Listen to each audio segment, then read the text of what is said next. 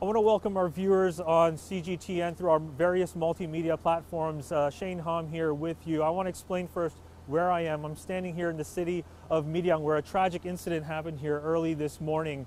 Behind me, you can see, is a hospital where this incident occurred. So far, authorities say after this fire occurred at 7:30 this morning, early in the wee hours here on Thursday. And I want to bring our cameraman here, and you can see the aftermath just of what happened here. Broken glass, obviously a lot of the windows and the doors have been ashed here. But just to fill our viewers in on what happened, the first reports of a fire came in at about 7:30 this morning. Firefighters responded to the scene. They were able to extinguish the flames in about 2 hours, but not before various mass casualties were experienced here. The latest numbers I have from the fire department is 37 people perished in this incident, more than 100 injured. Among the injured, about at least 20 people are thought to be in serious condition. Many of the casualties occurred here on the first floor and the second floor of this hospital, but also casualties were reported on the fifth floor as well, leading some to speculate that smoke inhalation may have been the cause. But again, of course, this is purely speculation at this point. Just to give our viewers an idea of where I'm standing, this is the city of Milyang. It's in the southeastern portion of the Korean peninsula, near the closest major city would probably be the city of Busan here. It's about a 2.5-hour bullet train ride from where I am standing. Obviously, you can see the fire department is still here. Just a moment ago, science investigators were still here. They seem to have gone in now. This is a very small city, population of about 100,000, so you can imagine just with the sheer amount of casualties and injuries that everyone in this city has probably been affected in this way somehow. What you're seeing now is a bank, and it's located right next to the hospital here, and this is being used as sort of a situation room. The fire department is using this as where briefings are occurred. The last briefing we saw was about earlier this afternoon. They don't plan to have any more briefings here. A big media contingent has deployed upon here in Milyang as well. And I want you to follow me. I'm going to ask, watch your step here. Fire officials still here. I want you to follow me. We're going to go behind the hospital here. So be patient with me at this moment. It's a very cold day here, one of the coldest days of the season here in South Korea.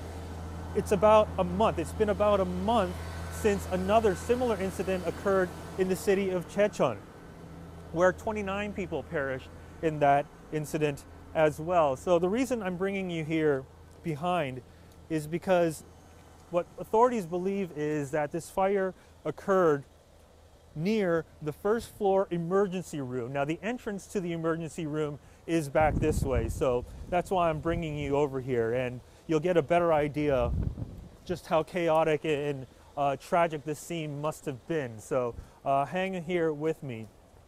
This is a hospital, but there's two buildings here, so you can see here, for our viewers, on the left, that's the main hospital ward. To the right is a nursing home. Now, fortunately, none of the casualties occurred in this nursing home, where, of course, many of the patients that were in there were probably very elderly, but police have cordoned off this area here as well. And this is the entrance to the emergency room. And many people believe, or officials here believe, that this may have been the location where this may have started. But again, of course, this investigation is still ongoing. We don't know the exact cause of the incident. So I want our viewers to get a close look just at what this scene might have been like in the wee early hours. But again, for those of you just tuning in, 37 people are thought to have perished in this.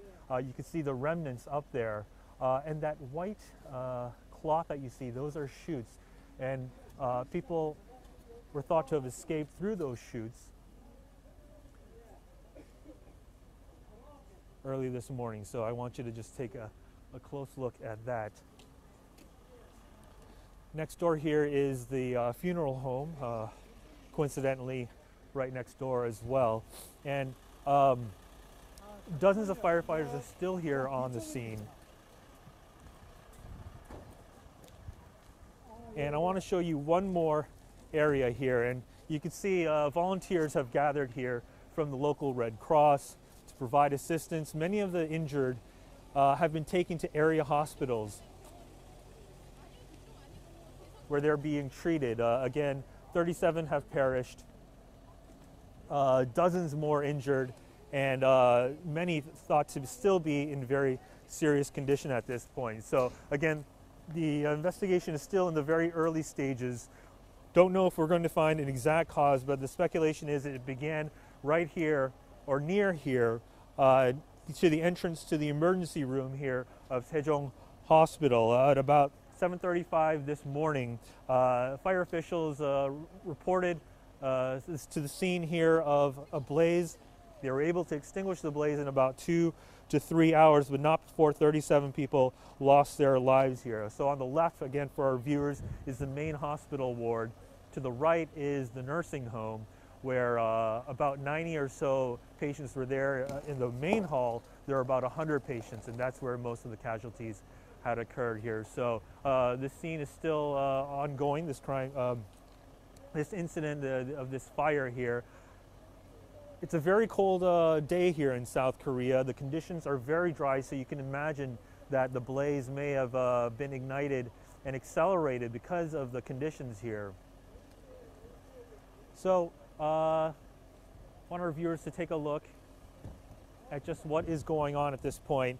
That's all I have for you here for all our viewers on CGTN through our multimedia broadcasts. Stay tuned to CGTN for more updates on the scene here in Milyang, South Korea, where mass casualties have been reported from this fire. I'll be signing out right now. Shane Hom, CGTN, Milyang, South Korea.